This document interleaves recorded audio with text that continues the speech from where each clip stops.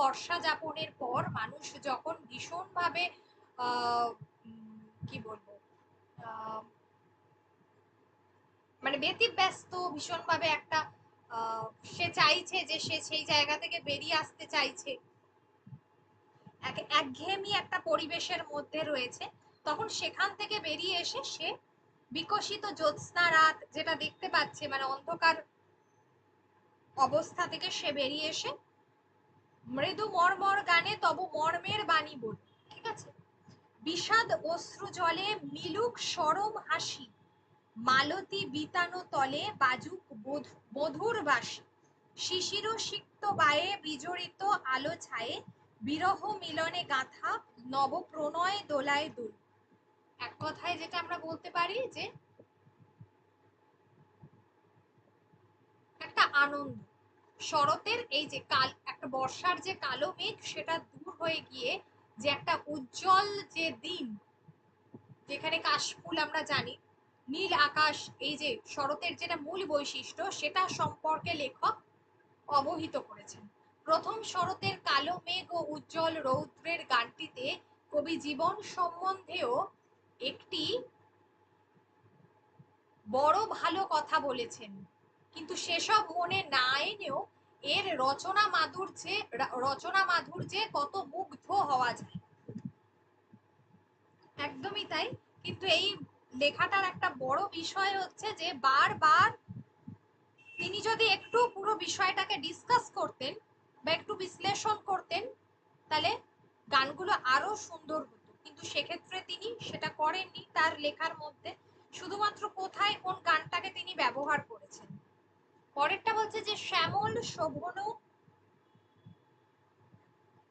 তার পরেরটা বলছে যে শ্যামল শোভন শ্রাবণ তুমি নাইবা গেলে, অর্থাৎ শ্রাবণকে না চলে যাওয়ার কথা বলেছেন লেখক। শ্যামল শোভন শ্রাবণ মানে তুমি খুবই শোভন, তুমি খুব ভদ্র, যেটাকে আমরা বলি, এটা গীতমালিকার দ্বিতীয় খণ্ডে রয়েছে এই গানটা, এটা গীতমালিকার দ্বিতীয় খণ্ডে রয়েছে। শ্রাবণকে যেখানে তিনি যেতে দিতে চাইছেন না, কিন্তু এটা হচ্ছে বর্ষার গান, এটা কিন্তু বর্ষার গান। সজল বিলোলো আঁচল মেলে খুব হাওয়া কয় ওর যে যাব সময় গেল চলে।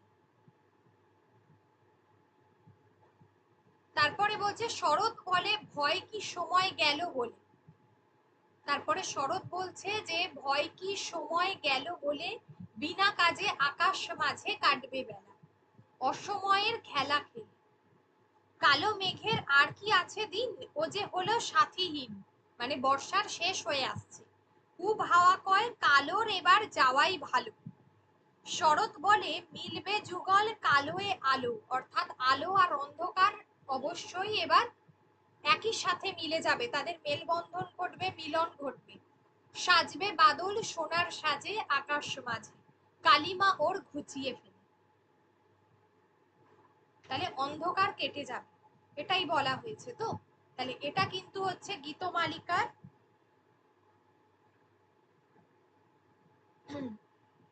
এটা হলো গীতমালিকার দ্বিতীয় খণ্ড, ঠিক আছে, কিন্তু এটা বর্ষার গান।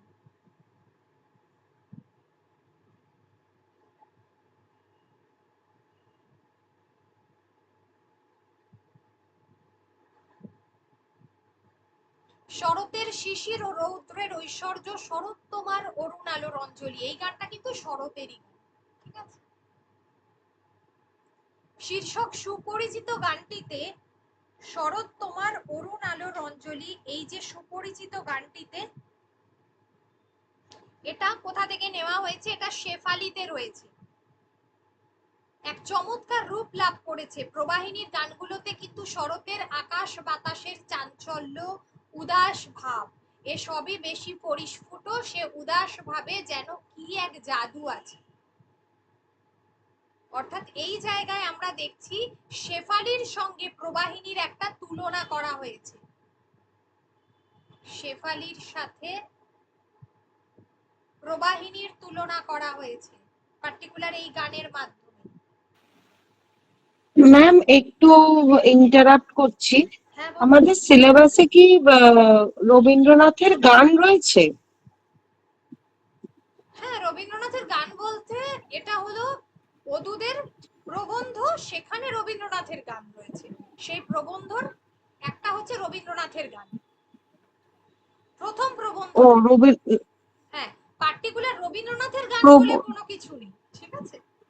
ও না, প্রবন্ধই রয়েছে না, শ্রেষ্ঠ প্রবন্ধ, যেটা অন্নদাশঙ্কর রায় আর আব্দুল ওদুদের, যেটা হ্যাঁ, তো ওইগুলো থেকে কি পড়াচ্ছেন? হ্যাঁ ওটাই পড়াচ্ছি।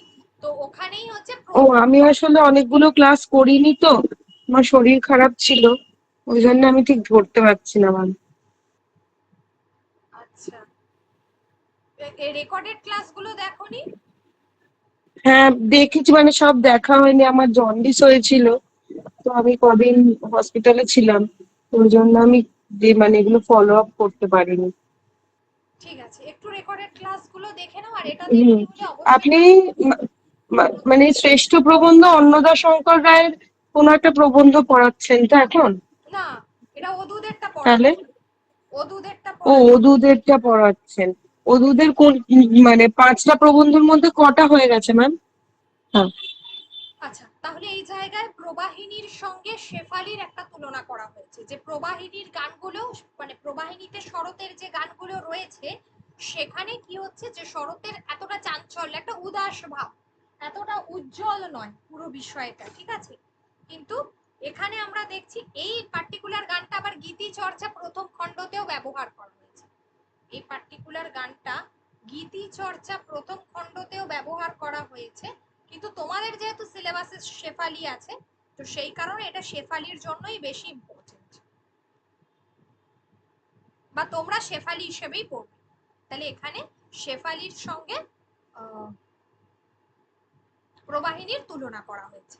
এবার এই গানটা আমরা অন্যান্য গানগুলোর ক্ষেত্রে কি দেখছি, সেখানে অনেকটা গান বা পুরো গানটাই উল্লেখ করে দেওয়া হয়েছে, এখানে কিন্তু সেটা করানো হয়নি। এখানে পার্টিকুলার গানটার একটা লাইনই দেওয়া হয়েছে, যে শরৎ তোমার অরুণ আলো রঞ্জন, এছাড়া কিচ্ছু বলেনি। পরেরটাই দেখছি আমরা, তার পরের গানটা দিয়েছে, তোমরা যা বলো তাই বলো আমার লাগে না মনে, এটা কিন্তু অন্য গান। তোমরা যা বলো তাই বলো আমার লাগে না মনে, এটাও কিন্তু প্রকৃতি পর্যায়ের গান, আগেরটাও প্রকৃতি কিন্তু শরৎ, প্রকৃতি শরৎ, শরতেরই গানটা। আর এটা কিন্তু আগের গানটার পরেই রয়েছে, একদম পরের সংখ্যক গানটা।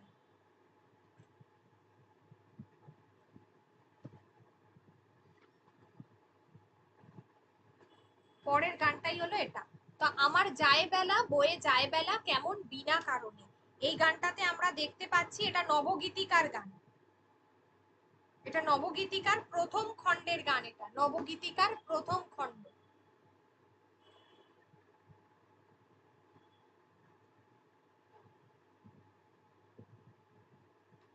নবগীতিকার এটা প্রথম থেকে নেওয়া হয়েছে। এখানে আমরা দেখছি না যে একটা একটা বিষাদের সুর রয়েছে, একটা বিষাদের, মানে যেটা আমাদের প্রবাহিনীর মধ্যে দেখছি যে উচ্ছ্বাস নেই, এই গানটার মধ্যেও ঠিক তাই, একটা উচ্ছ্বাস যেন নেই। তোমরা যা বলো তাই বলো আমার লাগে না মনে, মানে লেখক যেটা বলেছেন, যে লেখকের সম্পর্কে যে যাই সমালোচনা করুক না কেন, লেখক সেটাতে খুব একটা কান দেন।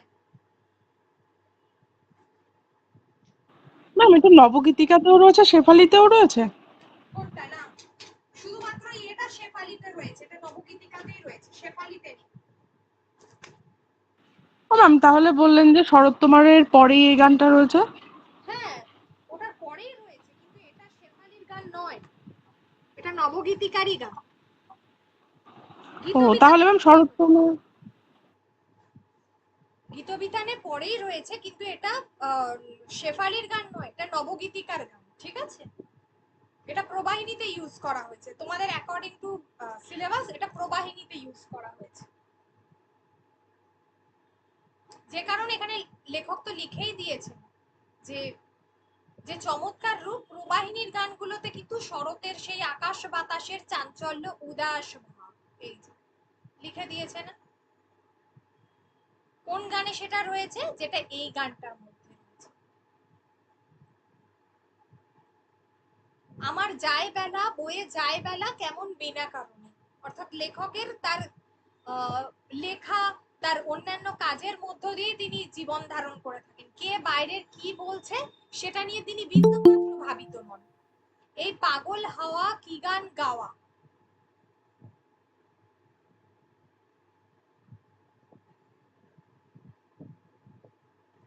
এই পাগল হাওয়া কি গান গাওয়া ছড়িয়ে দিয়ে গেল আজি সুনীল গগনে, সে গান আমার লাগলো যে গো লাগলো মনে, আমি কিসের মধু খুঁজে বেড়াই ভ্রমর গুঞ্জনে। অর্থাৎ লেখক তার নিজের জগতেই তিনি ব্যস্ত, তিনি অন্য কারোর দিকে ব্যস্ত নন।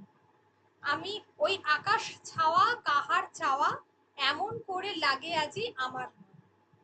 হলো, দেখো হেমন্ত এবং শীতের বর্ণনা এইসব গানে তেমন নেই। অর্থাৎ আমরা দেখতে পাচ্ছি যে এই লাইনটা ভিভিআই, এখানে টেক্সটের মধ্যে হেমন্ত এবং শীতের কোনো গান নেই। তাই বড় কারণ হয়, তার বড় কারণ হয়তো এই যে বাংলাদেশে এই দুয়ের যা রূপ তা হচ্ছে সঞ্চয়ের রূপ।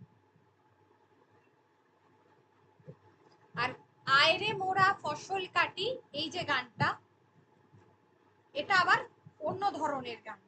আয়রে মোরা ফসল কাটি, এই গানটাও আমরা দেখতে পাচ্ছি যে মাত্র একটা লাইন ব্যবহার করা হয়েছে এই গানটার মধ্যে।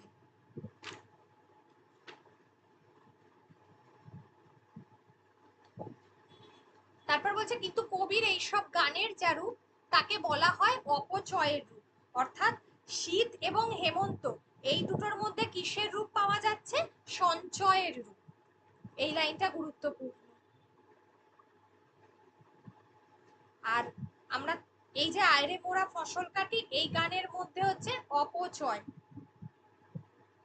অপচয় মানে যেটা আমরা ধরে রাখতে পারি না, যেটা আমাদের ছেড়ে চলে যায়। এটা গীতমালিকাতে রয়েছে প্রথম খণ্ড, এটা আনুষ্ঠানিক মানে ওই বিচিত্র টাইপের পর্যায়ের গান এটি, ঠিক আছে, এটি বিচিত্র পর্যায়ের গান।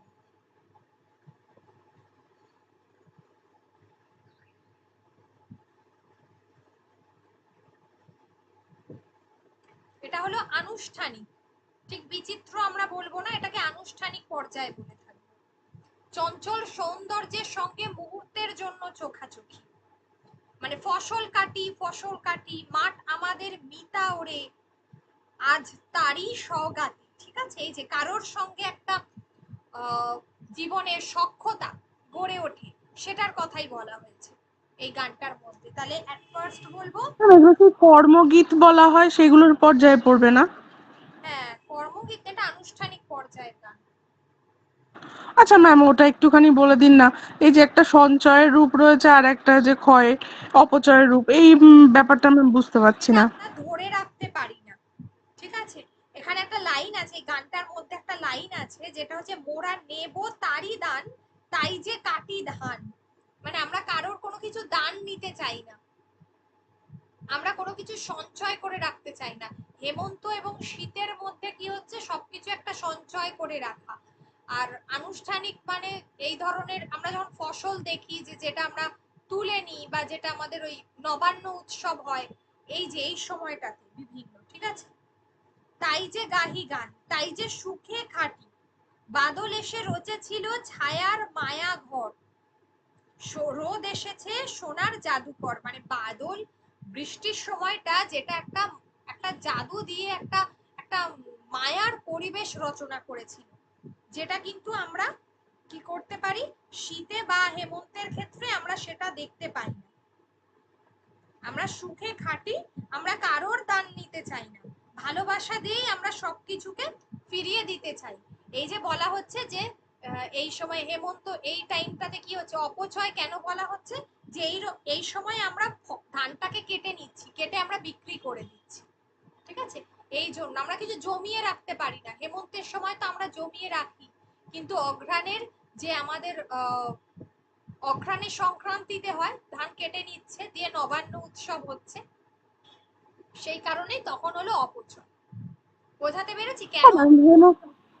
হেমন্ত মানে তো অঘ্রাণ, অঘ্রাণ মানেই তো হেমন্ত হচ্ছে। কিন্তু হেমন্তের ওটা তো শীতের পড়ার যে সময়টা সেটাতে বলা হচ্ছে, এটা হেমন্তর শেষের দিক।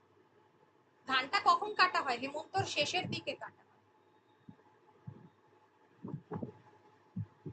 ধানটা আমরা এতদিন রেখে দিয়েছিলাম, এবার ধান কাটছি। ধান রেখে দেওয়াটা সঞ্চয়ের সঙ্গে তুলনা করা হয়েছে, আর কেটে ফেলাটা অপচয়ের সঙ্গে তুলনা করা হয়েছে। ঠিক আছে ম্যাম? হ্যাঁ ম্যাম বলছি যে হেমন্ত আর শীতের যে রূপ সেটা হচ্ছে সঞ্চয়ের রূপ, হ্যাঁ, আর এই অপচয়ের রূপ না ওই বর্ষা, শরৎ, এই ঋতুগুলোর গ্রীষ্ম এই ঋতুগুলোর কথা বলা হয়েছে। হ্যাঁ সেটাই তো বলা আপনি হয়েছে। একটু ভালো করে, হ্যাঁ, মানে তাহলে যদি এবারে পরীক্ষায় প্রশ্ন দেয় যে সঞ্চয়ের রূপ তো এখানে ডিরেক্ট বলেই দিয়েছে হেমন্ত শীত, হ্যাঁ, আর অপচয়ের রূপের মধ্যে তাহলে এই দুটো ছাড়া বাকি যে ঋতুর কথা বলা হয়েছে সেগুলোই হবে, তাই তো? হ্যাঁ সেইগুলোই হবে, শুধুমাত্র এই হ্যাঁ, কারণ বর্ষাকালে যে ওই যে শস্য মানে শস্য নষ্ট হয়ে যায়, গ্রীষ্মের প্রকোপ দাবদাহে যে খরা হয়, বন্যা হয়, এই অপচয়ের রূপটাকে বলতে চাইছে। হ্যাঁ সেটা হচ্ছে এই তিনটে, বর্ষা, বসন্ত আর গ্রীষ্ম। বর্ষা, বসন্ত আর গ্রীষ্ম, ঠিক আছে। কিন্তু এখানে বিষয়টা হচ্ছে যেহেতু এই অপচয়টা কেন বলেছে, যেহেতু আমরা ওই ফসলটা কেটে ফেলি সেই কারণে, মানে জমাই আর কেটে ফেলি এই সেন্সে, কারণ এই কারণে গানটা এখানে দেওয়া হয়েছে। আর যদি ঋতুর কথা বলে তখন আমরা এই তিনটে ঋতুর কথা বলি, যদি ঋতুর কথা না উচ্চারণ করে তখন তো আমাদেরকে এটা দিয়েই বোঝাতে হবে। ঠিক আছে, কারণ এখানে কিন্তু গানটার কথা উল্লেখ করে দিয়েছে। চঞ্চল সৌন্দর্যের সঙ্গে মুহূর্তের জন্য চোখাচোখি। এবার হলো বসন্ত, বসন্তের রূপ বৈচিত্র্য এসব গানে ফুটেছে বেশি। পৌষের পাতা ঝরা শীর্ণ শাখায় বসন্তের যে আগমনী বাজছে, কারণ শীতকালে সমস্ত পাতা ঝরে যায় এবং বসন্ততে আবার নতুন করে গাছে পাতা গজায়। কবির কানে তা প্রতিধ্বনিত হয়েছে এইভাবে, সব দিবিকে সব দিবি পায়, আয় আয় আয়, ডাক পড়েছে ওই শোনা যায়, আয় আয় আয়।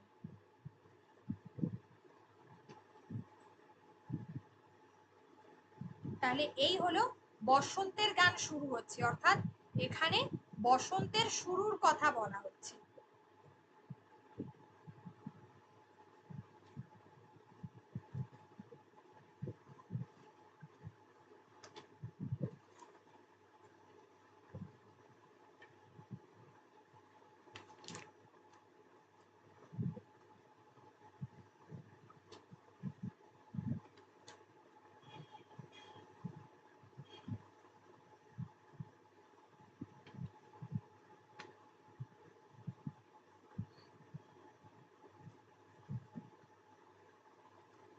আচ্ছা, তারপরে হচ্ছে যে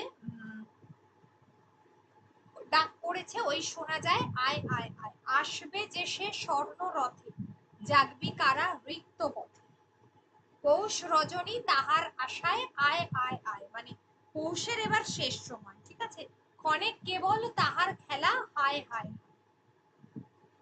তারপরে তার যাবার বেলা, হায় হায় হায়, এটাকে বলা হচ্ছে বসন্তের এই ঝরা পাতার গানটি বড় মর্মস্পর্শী।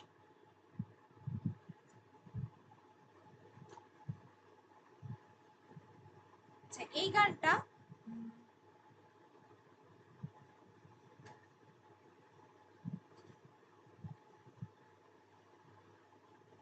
আচ্ছা এই গানটা হচ্ছে যে এটা হচ্ছে একটা, এটা হচ্ছে বসন্তের গান, ঠিক আছে, এটা হচ্ছে বসন্তের গান।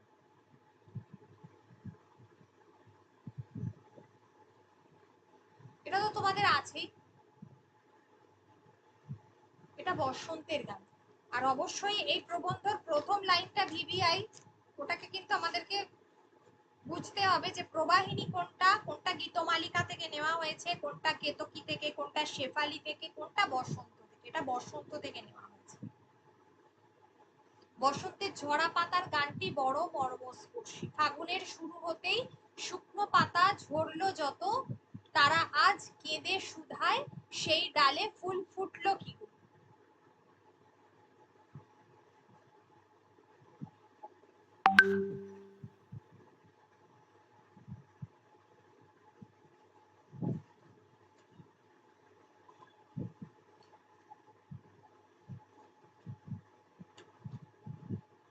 তারপরে হচ্ছে তারা আজ কেঁদে শুধায় সেই ডালে ফুল ফুটলো উঠলো কি করে।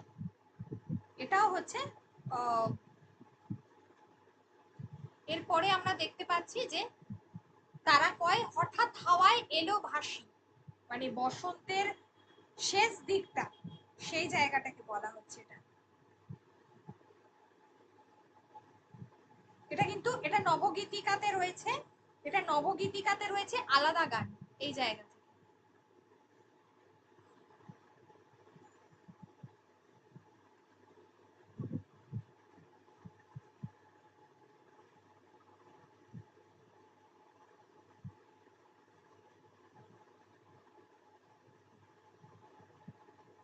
সেই বারোটা কানে নিয়ে যাই চলে যাই বারের মতো, ঝরে পড়ার আনন্দ নয়, কেমন যেন এক বেদনা কাতর তৃপ্তি রয়েছে। আমরা বসন্তর, রবীন্দ্রনাথের বসন্তের যে পার্টিকুলার গানগুলো, সেগুলো কিন্তু খুবই একটা মানে একটা মনে একটা অদ্ভুত আনন্দ আনে, এই ব্যাপারটা থাকে। কিন্তু বসন্তের শেষের যে গানগুলো, সেগুলো কিন্তু বেদনা, মানে বসন্ত যখন চলে যাচ্ছে মানুষের মনে কিন্তু একটা অদ্ভুত বেদনার সৃষ্টি হচ্ছে, সেই গানগুলো কিন্তু সেই জায়গা। বসন্তের বহুরূপ কবি এঁকেছেন, যেমন ফাল্গুনের ডালপালা, রঙিন ফুলের উৎসব, একদম দোল উৎসবের যে গানগুলো রয়েছে সেই গানগুলো কিন্তু, যেমন সহসা ডালপালা তোর উতলা যে, ও চাপা ও করবি কারে তুই দেখতে পেলি আকাশ মাঝে জাগি না যে। তো প্রথম দিকের যে গানগুলো সেগুলো কিন্তু যথেষ্ট আনন্দের গান, বা দোলের যে গানগুলো সেগুলো আনন্দের গান। কিন্তু আমরা যখন দেখি যে একদম শেষের দিকের যে গানগুলো রয়েছে, যেমন এটা একদম বসন্তের গান, এই গানটা এটা বসন্তের গান। কোন সুরের মাতন হাওয়ায় এসে বেড়ায় ভেসে, এটা কিন্তু আনন্দের গান। কার নাচনের নুপুর বাজে জানি না যে, তোর ক্ষণে ক্ষণে চমক লাগে তোরে, তোরে অর্থাৎ বসন্তের কথা বলা হয়েছে। কোন অজানার ধ্যান তোমার মনে জাগে, মনের ভিতর যে আনন্দ জাগে তার কথা বলা হচ্ছে। কোন রঙের মাতন উঠলো দুলে ফুলে ফুলে, কে সাজালে রঙিন সাজে জানি না যে। ফাল্গুন পূর্ণিমার গান ভাঙলো হাসির বাঁধ। আচ্ছা,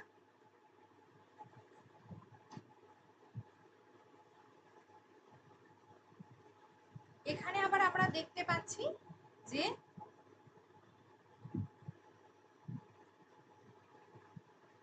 ফাল্গুন পূর্ণিমার গান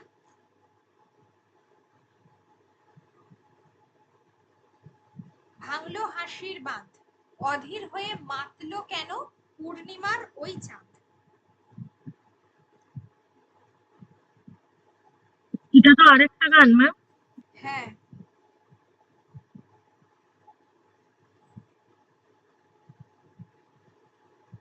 এটা আবার আরেকটা।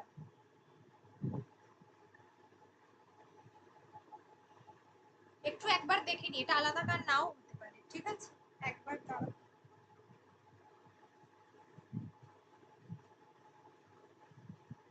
কারণ এটা কিন্তু আলাদা করে দেওয়া নেই।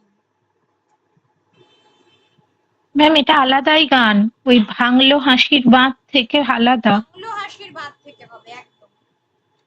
হ্যাঁ, মানে ফাল্গুন পূর্ণিমার গান হচ্ছে ভাঙলো হাসির বাঁধ, এই মানে ভাঙলো হাসির বাঁধ। হ্যাঁ, কিসের উদ্দেশ্যে লিখেছিলেন? তখন এই ফাল্গুন পূর্ণিমা উত্তর হবে। লিখেছিলেন একদম তাই। ওই দিয়ে গানটা শুরু আছে, ওই দিয়ে।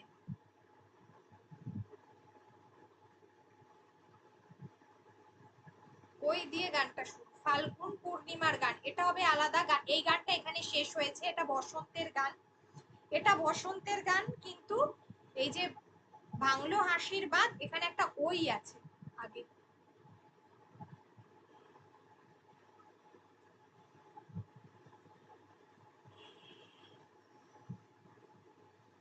বেশ কিছু জায়গায় মাঝখান থেকে, মানে এটা আর কি স্টার্টিং থেকে নেওয়া হয়নি, তো সেই জন্য এটা এরকম। আচ্ছা, যাই হোক, অধীর হয়ে মাতলো কেন পূর্ণিমার ওই চাঁদ, এটা হচ্ছে শেষ হবে শালবিথিকায় ছায়া গেথে তাই পেতেছে ফাঁদ। আজ রাতের এই পাগলামি রে বাঁধবে বলে কেউই ফিরে। এই যে এই অবধি গানটা, বসন্তের এই সমারোহের ভিতরে মেঠো ফুলটির কথা কবি বলেননি, প্রকৃতির আজি দক্ষিণা বাতাসে, নাম না জানা কোন বনফুল ফুটলো বনের ঘাসে।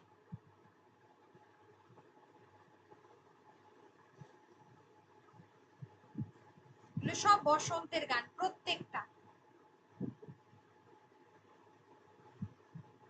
ওগো ওর সাথে মোর প্রাণের কথা নিঃশ্বাসে নিঃশ্বাসে, ওমর পথের সাথী পথে পথে গোপনে যায় আসে, কৃষ্ণচূড়া চূড়ায় সাজে বকুল তোমার মালার মাঝে। এই পার্টিকুলার সিজন বা এই সময়টাতেই কিন্তু এই ফুলগুলোও দেখা যায়, যেমন পলাশ, যেগুলো এই সময়টাতেই দেখা যায়, কৃষ্ণচূড়া, রাধাচূড়া, এইগুলো। এটা হচ্ছে এই নিঃশ্বাসে নিঃশ্বাসে অবধি হবে, এই ক্ষণস্থায়ী বসন্তের বিদায়ের রূপটি কবি এঁকেছেন এইভাবে যে না যেও না, এটা আবার আলাদা গান, মিলন পিয়াসী যেও না কো মিলন পিয়াসী মোরা, কথা রাখো কথা রাখো। বসন্তকে কবি যেতে দিতে চান না। আজও বকুল আপন হারা, হায়রে ফুল ফোটানো হয়নি সারা, সাজি ভরেনি, সাজি মানে ফুল রাখার যে পাত্র, পথিক ওগো থাকো থাকো, অভিমানিনী পথিক তারে ডাকো ডাকো। এই জায়গা এমনই কত মুহূর্ত অপরূপ হয়ে আছে এইসব গানের ভিতরে। রবীন্দ্রনাথের প্রথম যৌবনের দাম দেশের কাব্য রসিকরা শ্রদ্ধা এবং আনন্দে গ্রহণ করেছেন, কিন্তু তার বার্ধক্যে নিরাসক্ত যৌবনের এই দানও কালে কাব্য হিসেবে পরম আদরে গৃহীত হবে সন্দেহ নেই। এটা শেষ দিকের তার লেখা, বা একটা আমরা বলতে পারি যে বসন্তের প্রথম দিকে যে আনন্দটা ছিল, শেষ দিকের লেখার মধ্যে সেই শেষ দিকের লেখার মধ্যে কিন্তু আমরা সেই আনন্দটা আমরা কিন্তু দেখতে পাই না শেষ দিকের। সরি, ভুল বললাম, বসন্তের শেষ, বসন্তকে মানে বসন্ত চলে যাচ্ছে, এটার মধ্যে একটা বেদনা রয়েছে সেই জায়গাগুলো, কিন্তু অদ্ভুত আনন্দও রয়েছে, পাশাপাশি রূপের একটা মুগ্ধতা রয়েছে। আরেকটি গান উদ্ধৃত করব যে নিঃসঙ্গতা প্রীতি এইসব গানের প্রধান সুর বলেছি, তা হয়তো তেমন নেই এই গানটি, তা না থাকুক, কবি স্থির হয়ে এক অপরূপ সৌন্দর্য দেখছেন, আমাদের সকলেরই জন্য এ দেখা সার্থক।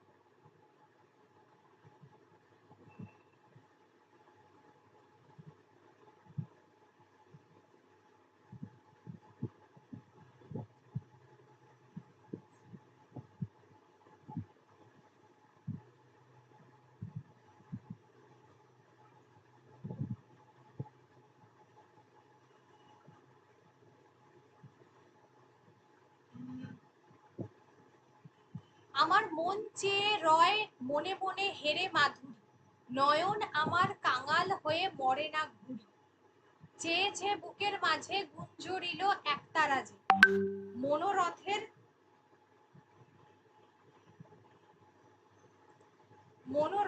পথে পথে বাজিল বাঁশি, রূপের কোলে ওই যে দোলে অরূপ মাধুরী, ফুল হারা কোন রসের সরোবর, মূল হারা ফুল ভাসে জলের পর।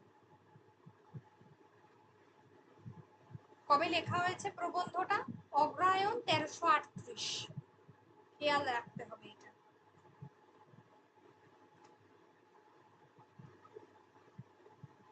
আর এই যে গানটা দেওয়া হয়েছে, এই গানটা কোথা থেকে নেওয়া হয়েছে?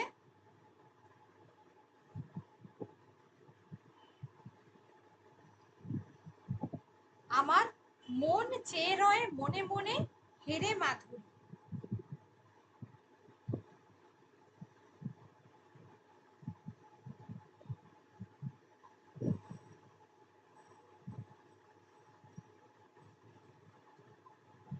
তারপরে নয়ন আমার কাঙাল হয়ে মরে না ঘুরি।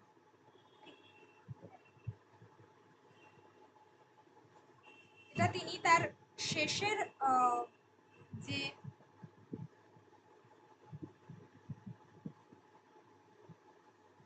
শেষের দিকের লেখার যে কথাটা তিনি বলেছেন, সেখানে এটা তিনি ব্যক্ত করেছেন। এটা এটা হচ্ছে গীতমালিকা থেকে নেওয়া হয়েছে, এটা গীতমালিকার গান।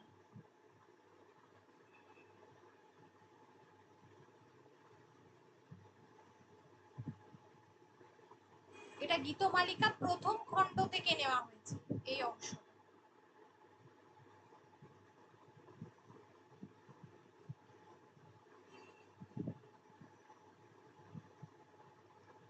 আচ্ছা, এবার আমার কাছে একটা প্রশ্ন, এতক্ষণ ধরে যতগুলো দেখেছো, যতগুলো প্রবন্ধ মানে তোমাদের যেগুলো রয়েছে, প্রবন্ধ বলাটা ভুল, মানে যতগুলো আমরা এই কাব্যগীতি বা গীতি কাব্য, যে প্রবাহিনী যেটা দেখলাম, গীতি কাব্য রয়েছে, গীতমালিকা রয়েছে, কেতকী কাব্য নাট্য রয়েছে, শেফালি রয়েছে, স্বরবিতান থেকে গীতি নাট্য রয়েছে, তো কি মনে হচ্ছে আমরা যদি প্রত্যেকের একটা লাইন করে বৈশিষ্ট্য বলি তাহলে কি বলি?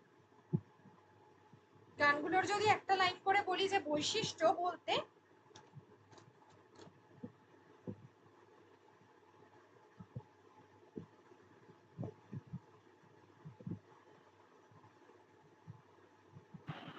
ম্যাম বৈশিষ্ট্য বলতে বেশিরভাগই তো প্রকৃতি পর্যায়ের উপরে রয়েছে।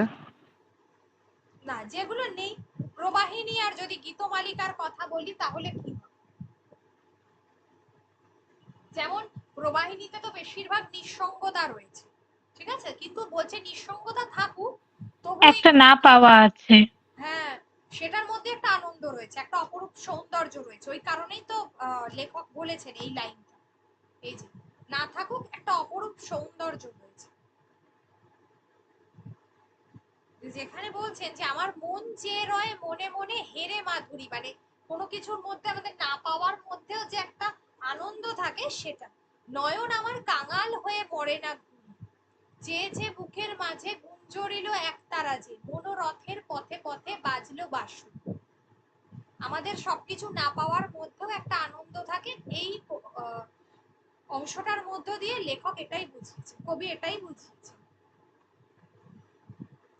রূপের কোলে ওই যে দোলে অরূপ মাধুরী, কুলহারা কোন রসের সরোবরে, যেখানে হয়তো আমরা কি বলবো, আমরা হয়তো কোনো পথ খুঁজে পাচ্ছি না, কোনো দিশা নেই, তবুও তার মধ্যে একটা আনন্দ আছে। মূল হারা ফুল ভাসে জলের পরে, হাতের ধরা ধরতে গেলে ঢেউ দিয়ে তাই দিই যে ঠেলে, আপন মনে স্থির হয়ে রই করিনে চুরি, ধরা দেওয়ার ধন তো সে তো নয় অরূপমান। বলছে সব অনেক কিছু তো আছে যেটাকে সহজেই ধরা যায় না, তবু তার মধ্য দিয়েও একটা একটা ভাব, একটা আনন্দের ভাব থাকে।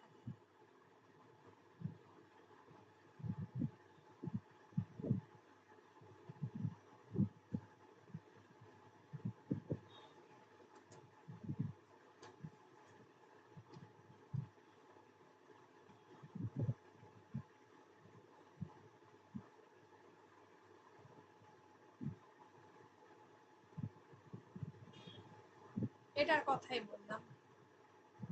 আচ্ছা, আর একটা হলো এই যে না যেও না, এটাও তো বলিনি পাশে।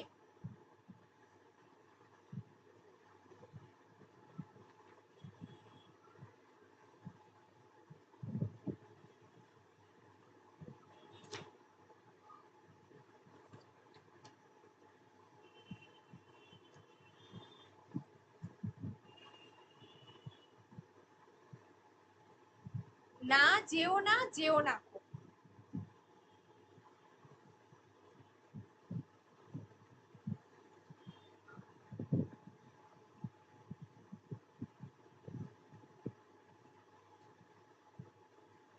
এটাও বসন্তের গান।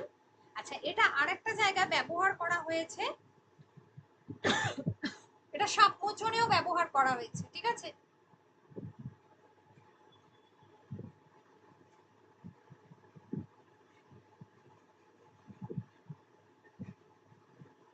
সাপ মোচনেও এটা ব্যবহার করা হয়েছে।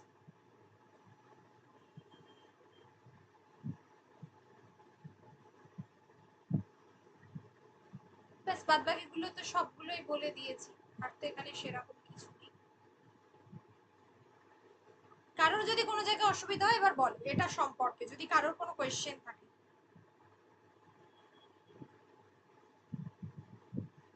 এটা কি একটুও পড়া হয়েছে প্রথম থেকে? ম্যাম প্রতিভা 1933, 1339 মিনস হচ্ছে প্রায়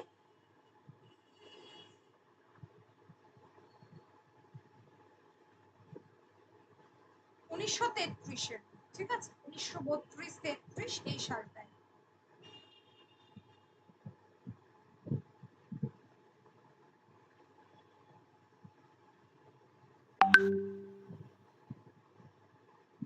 তো এই সময়ে এই যে মুসলিম সাহিত্য সমাজের যে সপ্তম বার্ষিক অধিবেশন,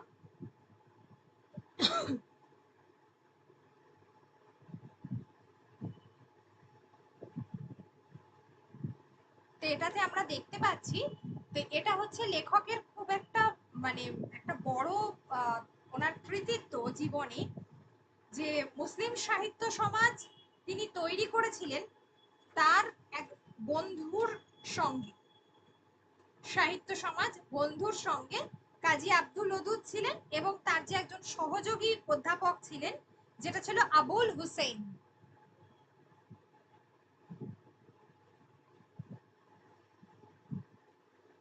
আবুল হুসেন আর ওদুদ, এনাদের যৌথ পত্রিকা যেটা 1926 সালে প্রতিষ্ঠিত হয়েছিল, সেটা হচ্ছে মুসলিম সাহিত্য সমাজ।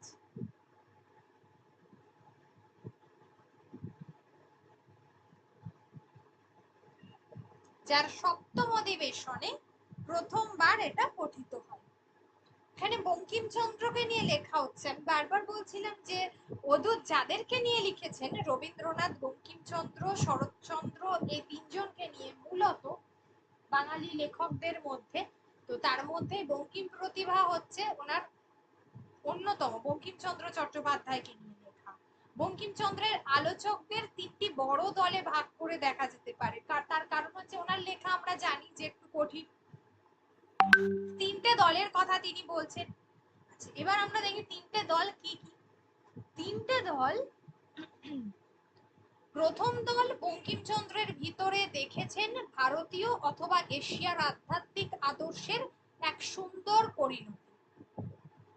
দ্বিতীয় দল যারা দেখছেন সত্যকারের সাহিত্যিক প্রতিভা, অর্থাৎ ভাষায় পর্যাপ্ত প্রকাশ সামর্থ্য, মানে সাহিত্যিক বঙ্কিমচন্দ্রের একজন সাহিত্যিকের যা যা গুণ থাকা উচিত, ভেতর থেকে তিনি যাতে সত্য উদ্ঘাটন করতে পারেন সেই শক্তি, সেইটা। তৃতীয় দল তাকে ভাবেন যে খেয়ালি, রোমাঞ্চকর, আখ্যায়িকার স্রষ্টা। তো এটা আমরা দেখে প্রথমত বুঝতেই পারছি যে এই যে তৃতীয় দল যেটা রয়েছে তারা কিন্তু কখনো বঙ্কিমচন্দ্রকে সেইভাবে অনুভব করেন। তাই প্রথম দুই দলেরই মতামতটা বিচার্য।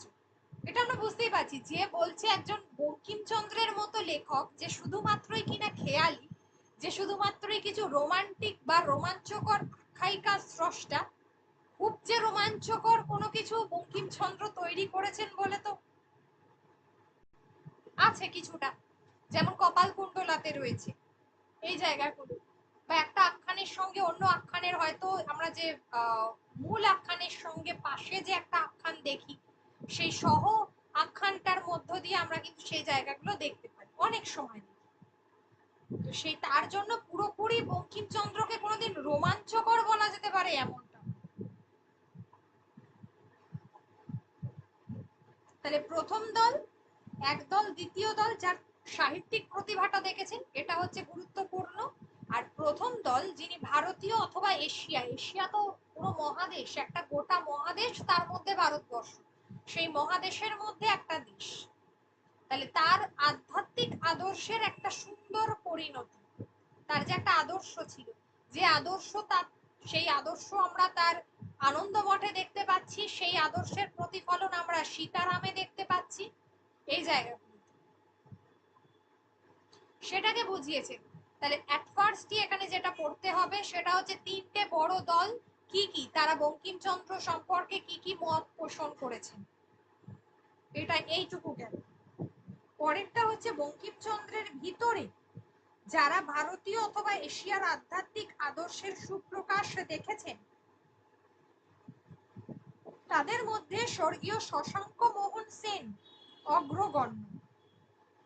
অর্থাৎ যারা বঙ্কিমচন্দ্র সম্পর্কে আধ্যাত্মিকতার যে প্রকাশ লক্ষ্য করেছেন এশিয়া তথা ভারতবর্ষের, তারা কারা? তাদের মধ্যে একজন প্রথম ব্যক্তি হচ্ছে স্বর্গীয় শশাঙ্ক মোহন সেন। এই নামটা গুরুত্বপূর্ণ,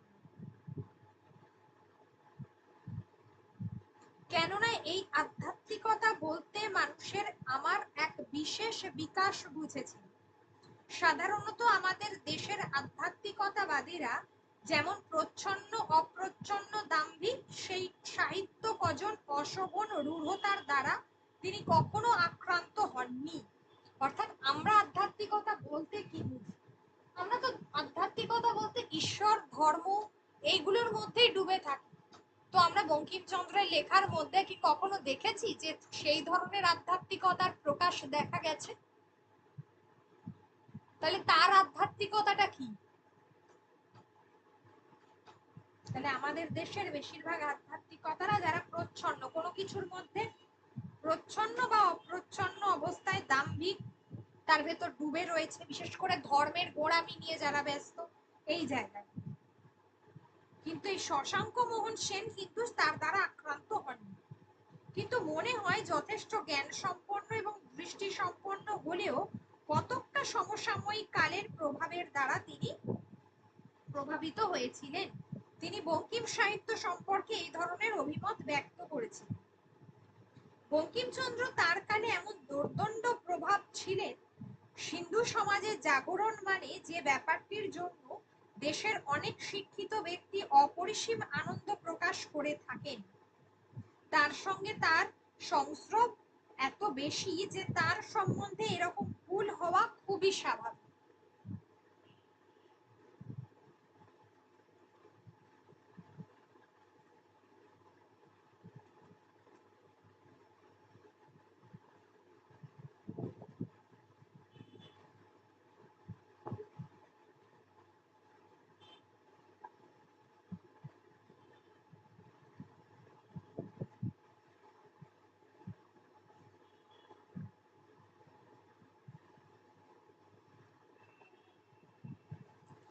আচ্ছা, তাহলে বিষয়টা কি দাঁড়াচ্ছে যে তিনি হয়তো তিনি তৎকালীন যে আধ্যাত্মিকতা বা আধ্যাত্মিক মানুষরা ছিলেন যারা ধর্মের প্রভাব থেকে বেরোতে পারেননি, তিনি হয়তো তাদের মতো ছিলেন না, তবে সেই সমসাময়িক কাল যেটা হয়, আমরা আমাদের নিজেদের সমসাময়িক কালের দ্বারা অবশ্যই কিছুটা হলেও প্রভাবিত থাকবো, বা আমাদের নেক্সট জেনারেশন তারাও সেই কালের ততটা সাপোর্ট না করলেও কিছুটা প্রভাবিত থাকবে।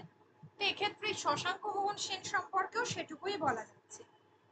আর এই কথাটা কেন বলা হচ্ছে যে বঙ্কিমচন্দ্র দোর্দণ্ড প্রভাব ছিলেন, তার কারণ তিনি সেই সময় যথেষ্ট শিক্ষিত মানুষ, তিনি একজন কালেক্টর, মানে এখনকার দিনে যে ডিস্ট্রিক্ট কালেক্টর বা ডিএম বলা হয়, ডিস্ট্রিক্ট ম্যাজিস্ট্রেট, বঙ্কিমচন্দ্র সেই রকম ব্যক্তি ছিলেন। অর্থাৎ এখনকার কনটেক্সটে তিনি আইএএস অফিসারের সমতুল্য। তার ফলে এবং তিনি বিভিন্ন জায়গায় তার চাকরির সূত্রে তিনি যেহেতু যাচ্ছেন, সেখানকার মানুষজন সম্পর্কে, তাদের জীবনযাত্রা সম্পর্কে বঙ্কিমচন্দ্রের এক অদ্ভুত ধারণা হচ্ছে। সেই কালের সামাজিক, আধ্যাত্মিক, রাজনৈতিক সমস্ত পরিবেশটাকে তিনি যথেষ্ট বুঝেছিলেন। আর এক কথায় তিনি যথেষ্ট শিক্ষিত মানুষ ছিলেন, ফলে সেগুলো বুঝতে তার খুব একটা অসুবিধা হয়নি। শিক্ষিত ব্যক্তি, এটা একদম ঠিক কথা। তাই জন্য তার দৃষ্টিতে সবটাই কিন্তু আলাদা, এই কারণেই তিনি দুর্দণ্ড প্রভাব। হিন্দু সমাজের জাগরণ মানে হিন্দু সমাজে কতটা পিছিয়ে রয়েছে, ধর্মের প্রতি কতটা তাদের গোঁড়ামি, সামাজিকতার প্রতি মানে সামাজিক বিষয়গুলো থেকেও যে কতটা গোঁড়ামি রয়েছে, সেটা তিনি তার লেখার মধ্যে বারবার তুলে ধরেছেন। তিনি তার দেবী চৌধুরানী উপন্যাসের মধ্যে দিয়ে তুলে ধরেছেন। দেবী চৌধুরানীর যে প্রথম স্টার্টিং, যেখানে একদম দেবী চৌধুরানী যে সে কি খুব একটা উচ্চ বংশের মেয়ে ছিল, সে তো নিম্ন বংশের মেয়ে ছিল, তাই না? মনে পড়ছে তো গল্পটা?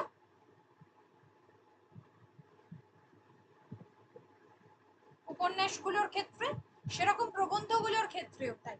বাবু প্রবন্ধের মধ্য দিয়ে সমাজের কি ধরনের প্রতিচ্ছবি তিনি তুলে ধরেছিলেন, সেটার কথাই বলা হচ্ছে। এবার বলছে যে এখানে আধ্যাত্মিকতা বা ধর্মজীবন বলতে কি বোঝায় সে সম্বন্ধে একাধিক সংজ্ঞা বা বর্ণনা দেওয়া যেতে পারে, কিন্তু মনে হয় বঙ্কিমচন্দ্রের এই সংজ্ঞাটিও সুন্দর। তিনি বলেছেন, মানে শশাঙ্ক বাবু বলছেন যে সমুদয় বৃত্তির ঈশ্বরমুখী হওয়ার নাম হচ্ছে ধর্ম। অর্থাৎ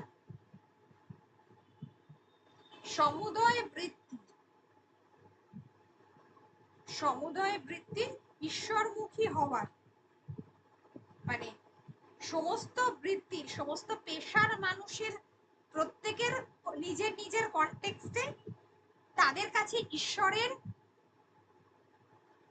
একজন ধর্মীয় মানুষ তিনি ঈশ্বরকে অন্যভাবে দেখেছেন, একজন সাংসারিক মানুষ তিনি ঈশ্বরকে অন্যভাবে দেখেছেন। তাহলে এইটার নামই হচ্ছে আসল ধর্ম। বঙ্কিমচন্দ্রের ভাষায় ধর্ম সম্পর্কে আমরা কত অসাধারণ একটা সংজ্ঞা পেলাম, এটা খুব জরুরি এই লাইন। তার মতে ধর্মটা কি? কিন্তু ঔপন্যাসিক বঙ্কিমচন্দ্রের ভিতরে অথবা কৃষ্ণচরিত্র ও সাম্য প্রণেতা বঙ্কিমচন্দ্রের ভিতরেও এই সমুদয় বৃত্তির ঈশ্বরমুখী হওয়ার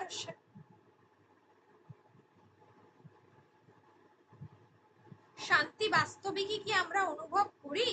তার চাইতে দুঃখবোধ, নৈরাশ্য এবং অশান্তি, অর্থাৎ তিনি যেটা নিজে ধর্মকে, তিনি যে ধর্মের যে সংজ্ঞাটা দিয়েছেন, যখন তিনি সাহিত্য রচনা করছেন তখন কি তার মধ্যে সেই ভাবটাকেই তিনি তুলে ধরেছেন?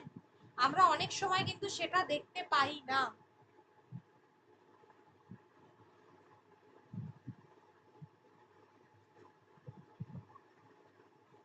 তার চাইতে দুঃখবোধ, নৈরাশ্য, অশান্তি এগুলোই বেশি তুলে ধরা হয়েছে। প্রকৃতির নির্মমতার জন্য দুঃখ, মানুষের অক্ষমতার জন্য নৈরাশ্য ও তার নিজের প্রকৃতির ভিতরকার কি এক অশান্তি বোধ, এই সবই কি তার উপন্যাসগুলোতে আমরা বেশি করে অনুভব করি না? অনেক সাধু সন্ন্যাসীর কথা, তাদের পরোপকার ব্রতের কথা বঙ্কিমচন্দ্রের উপন্যাসের আছে বটে। মনে হয় বঙ্কিমচন্দ্র এসব কথা শ্রদ্ধার সঙ্গেই ভাবতেন,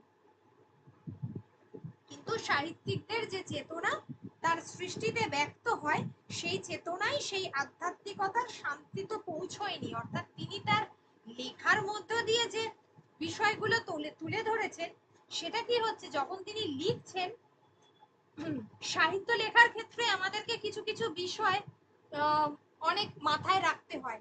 আমরা বঙ্কিমচন্দ্র যখন রাজসিংহ লিখছেন, তিনি শুধুমাত্র ইতিহাসকে যে তুলে ধরেছেন তাহলে কিন্তু সেটা হবে না।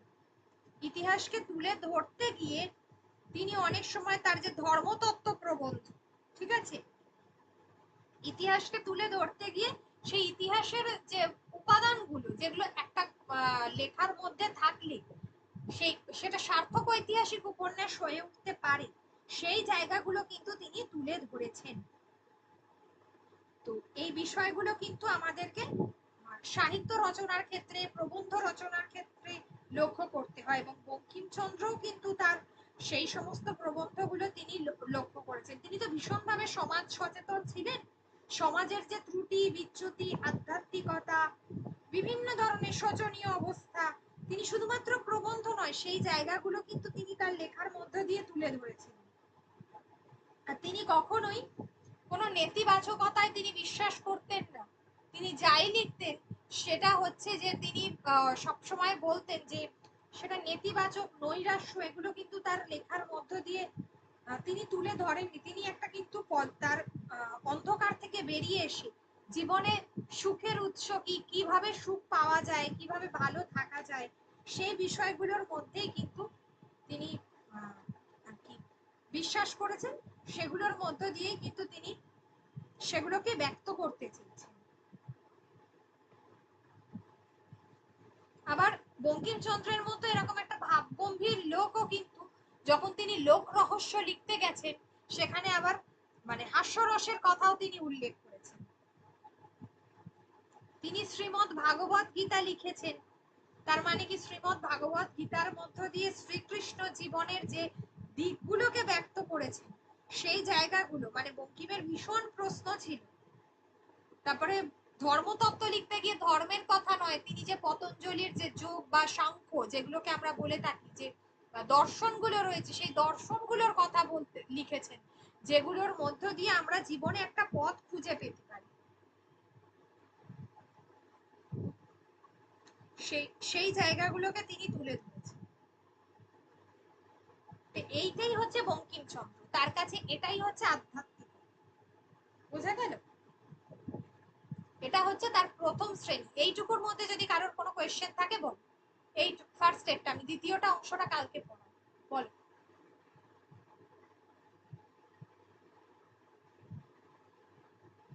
ম্যাম হ্যাঁ বলো। বলছি ওই কৃষ্ণ চরিত্র সাম্য প্রণেতা বঙ্কিমচন্দ্র মানে এখানে প্রাবন্ধিক বঙ্কিমচন্দ্রের কথা বলা হয়েছে তো? হ্যাঁ হ্যাঁ, প্রাবন্ধিক বঙ্কিমচন্দ্রের কথা বলা হয়েছে।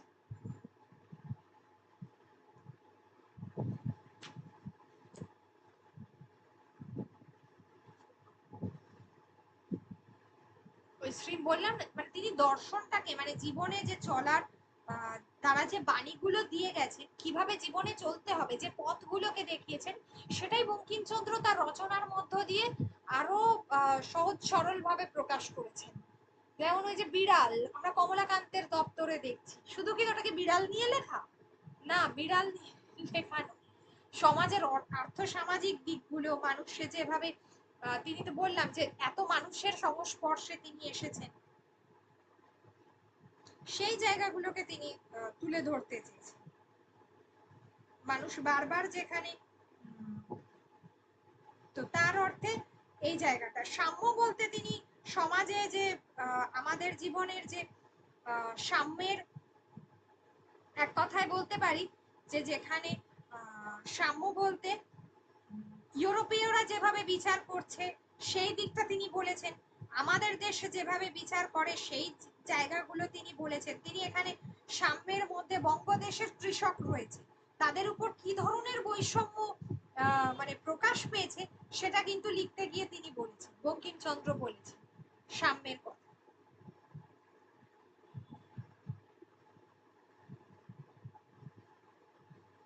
অর্থাৎ শুধুমাত্র সাধু সন্ন্যাসী বা ধর্ম, আধ্যাত্মিকতা এগুলো দিয়ে নয়, সমাজটাকে বুঝে দর্শনের পথে গেলেই জীবনে প্রকৃত শান্তি মিলতে পারে, বা জীবনে প্রকৃত আসল যে পথ, সেই পথের মধ্য দিয়ে এগিয়ে চলা যেতে পারে বলে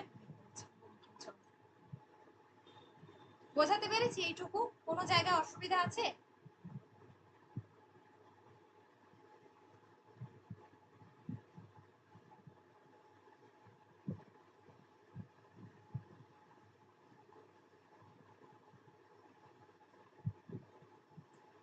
এটা সহযোগী হবে, সহযোগী।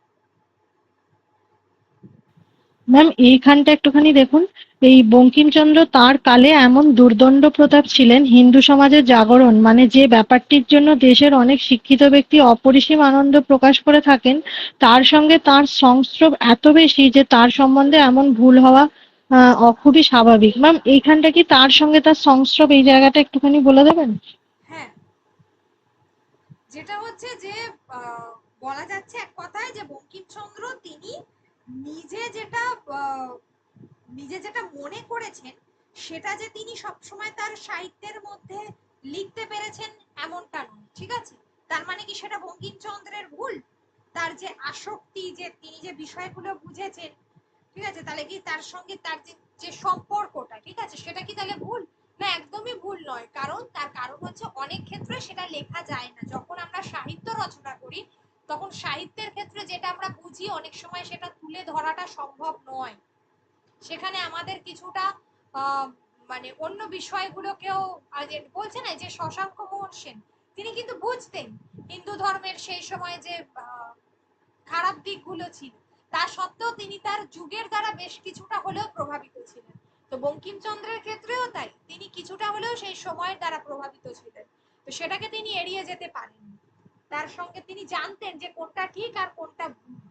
তবু মাঝে মাঝে ভুল বা ওই সমাজের সেই দিকগুলোর যে অন্ধকার দিক, সেটাকেই হয়তো কিছুটা তার লেখার মধ্যে তুলে ধরতে হচ্ছে।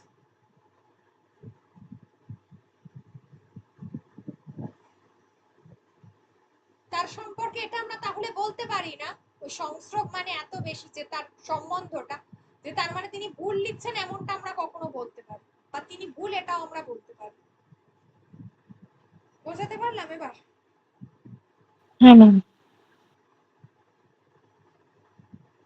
আর দোর্দণ্ড প্রতাপ প্রভাব কেন ছিল সেটা তো বললাম, কেন ছিলেন।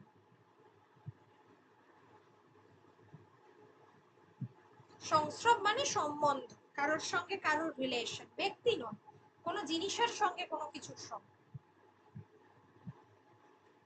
সম্পর্কিত। এই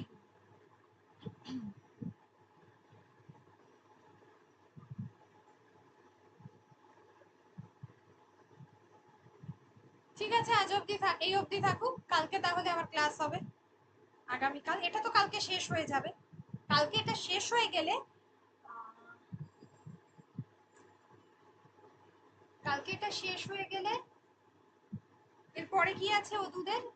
আচ্ছা, এরপরে করাবো। অনেকটা তো প্রবন্ধ হচ্ছে, বোরিং লাগছে আমার মনে।